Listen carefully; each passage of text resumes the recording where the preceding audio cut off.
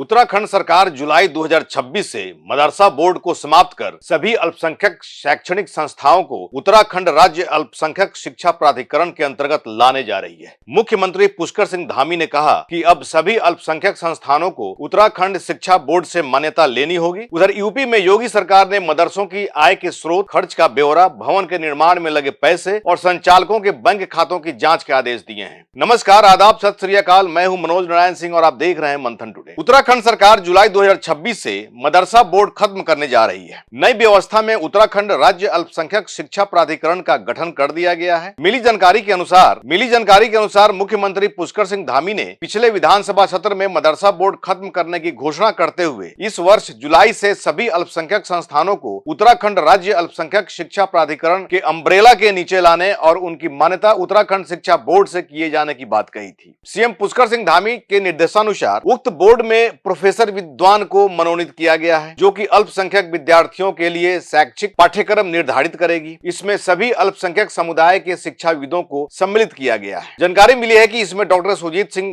गांधी को अध्यक्ष, professor Rakesh Jain, doctor Syed Ali Hamid, professor Pema Tenzin, doctor Elvira Medrile, professor Robina Aman, professor Gurmeet Singh को सदस्य बनाया गया। समाज सेवी राजेंद्र बिष्ट और सेवानिवृत्त अधिकारी चंद्रशेखर भट्ट भी सदस्य होंगे। निदेशक महाविद्यालय शिक्षा, निदेशक राज्य शैक्षिक अनुसंधान, निदेशक अल्पसंख्यक कल्याण भी सदस्य सूची में रहेंगे। उधर उत्तर प्रदेश की योगी सरकार ने मदरसों की आय के स्रोत, खर्च का ब्यौरा, भवन के निर्माण में लगे पैसे और संचालकों के बैंक खातों की जांच के आदेश दिए हैं। इस पूरे मामले की जांच एटीएस स्तर की विशेष टीम शुरू कर दी है, जबकि जिला प्रशासन को भी सहयोग के लिए कहा गया है। जानकारी के मुताबिक राज्य सरकार को लंबे समय से कुछ मदरसों की आर्थिक गतिविधियों को लेकर इनपुट मिल रहे थे। इन्हीं के आधार पर अब यह फैसला लिया गया है कि मदरसों को मिलने वाली आय और फंडिंग का सही तरीके से जांच किया जाएगा। हालांकि जांच एजेंसियों का मेन फोकस उन मदरसों पर रखा जाएगा जिसके पास विदेशी फंडिंग से जुड़ी जानकारी सामने आई है। जांच में यह पता लगाया जाएगा कि पैसे किन माध्यमों से आए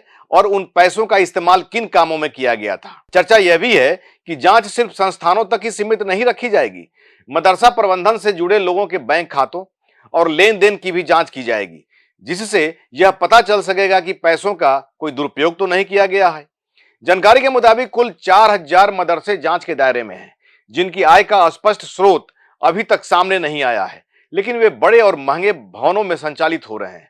जांच में यह भी देखा जाएगा कि भवन निर्माण में कुल कितने पैसे खर्च किए गए और वो पैसे कहां से आए थे। भारत के संविधान में अनुच्छेद 30(1) के तहत सभी धार्मिक और भाषाई अल्पसंख्यकों को अपनी पसंद के शैक्षणिक संस्थान खोलने और उनका प्रशासन करने का मौलिक अधिकार प्राप्त है। यह अधिकार अल्पसंख्यकों को अपनी संस्कृति, धर्म और भाषा को संरक्षित करने के लिए शिक्षण संस्थान स्थापित करने की गारंटी देता है। यह अधिकार धर्म या भाषा के आधार पर आधारित अल्पसंख्यक समुदाय जैसे मुस्लिम, ईसाई, सिख, बौद्ध, पारसी और जैन को है। स्वयं के संस्थान की स्थापना करना और उनका प्रशासन प्रबंधन करने का अधिकार प्राप्त है। राज्य सरकार सहायता प्रदान करते समय इन संस्थानों के साथ किसी भी प्रकार का भेदभाव नहीं कर सकती है। राष्ट्रीय अल्पसंख्यक शैक्षणिक संस्थान आयोग NCMEI इन शैक्षणिक अधिकारों की रक्षा के लिए एक अर्ध न्यायिक संस्था भी है। ऐसे ही खबर देखने के लिए देखते रहिए मंथन टुडे। हमारे चैनल को लाइक करिए, सब्सक्राइब करिए और अधिक से अधिक लोगों तक शेयर करिए। बहुत बहुत शुक्रिया।